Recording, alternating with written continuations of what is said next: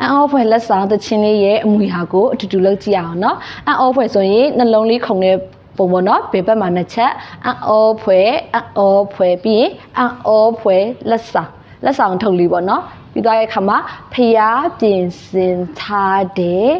မြူနင်းတွေဆိုရင်လက်ချောင်းလေးကလှုပ်စီလေးနဲ့မြူနင်းတွေကြာစင်းတဲ့ Christmas ချိန်ဆိုဟိုအေးရပေါ့နော်ပြီးတဲ့အခါမှာဝမ်းမြောက်ဖို့လည်းကောင်းတဲ့အခါမှာဒီလိုမျိုးလေးလုပ်မယ်ပေါ့နော်အဲ့ဒါကိုမြန်လေးနဲ့အရှိကိုတက်ပြီးအနောက်ကိုပြန်ဆုပ်မယ်ပေါ့နော်ဒီ Christmas ချိန်လေးရဲ့အကောင်းဆုံးလက်ဆောင်ဆိုရင်လက်မလေးချောင်းလိုက်မယ်အကောင်းဆုံးလက်ဆောင်ဖျားပေးတယ်ဝိုင်းလူရဲ့အကျင့်တီလာတွေနဲ့ဆိုရင်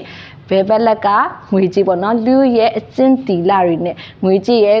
ကိုယ့်ရဲ့ကြင်ကြံအားထုတ်မှုတွေပေါ့နော်ဆိုရင်ဘယ်လိုဖြစ်မလဲဆိုလို့ရှိရင်လူရဲ့အကျင့်တီလာတွေနဲ့အပြစ်က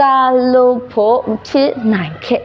အပြစ်ကလွတ်ဖို့အတွက်ဆိုလို့ရှိရင်ဘယ်ဘက်ကိုတစ်ချက်ခုံမယ်ပေါ့နော်အပြစ်ကလွတ်ဖို့အတွက်ပြီးညာဘက်ကိုပြန်သွားမယ်ရဲကလွတ်ဖို့အတွက်